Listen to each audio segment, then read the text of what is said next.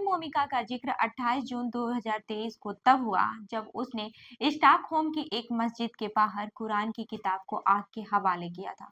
उसका ये काम एक बड़ा विवाद बन गया और दुनिया भर में स्वीडन के खिलाफ प्रदर्शन होने लगे।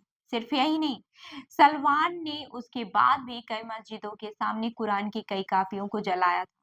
इन घटनाओं के बाद से उसे आलोचनाओं का सामना करना पड़ा और उनके खिलाफ कई गंभीर आरोप भी लगे थे। उसे कुरान को पैरों से कुचलने के आरोप भी लगाए गए थे और कई धाराओं में केस भी दर्ज हुए थे।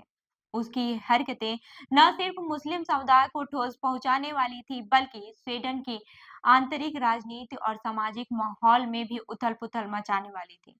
सलमान ने अपने किए गए हर कृत्य को अपनी अभिव्यक्ति की स्वतंत्रता के तहत किया था और वह यही कहता था कि वह मुसलमानों के खिलाफ नहीं है, बल्कि वह उनके विश्वास और मान्यताओं के खिलाफ है। उसकी नज़र में यह एक व्यक्तिगत विचार था और इसे अभिव्यक्ति की स्वतंत्रता के अधिकार के तहत करना चाहिए था।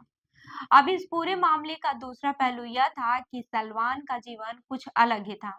वो सिर्फ एक प्रदर्शनकारी नहीं था, बल्कि उसने एक सशस्त्र संगठन भी चलाया था। सलमान मोमिका पहले इराकी मिलिशिया का हिस्सा रहा था। 2017 में उसने मोसुल के बाहरी इलाकों में अपना सशस्त्र समूह बनाया था। हालांकि 2018 में उसे इराक छोड़ना पड़ा, जब एक अन्य ईसाई मिलिशिया संगठन के प्रमुख के साथ उसका सत्ता संघर्ष हुआ। इसके बाद से स्वीडन ने उसे 2021 में शरणार्थी का दर्जा दिया था और वहां वह बस गया था। वहीं सलमान की मौत के बाद से एक नया मोड़ यह आया है, वो स्टॉकहोम के सोडरटेल्जे में अपने अपार्टमेंट में टिकटॉक पर लाइव था। तभी अज्ञात हमलावरों ने उसे गोली मार दी। पुलिस ने इस मामले की जांच शुरू कर दी है और एक हत्या का केस भी दर्ज किया है, लेकिन अभी तक हमलावरों का कुछ भी पता नहीं चला है।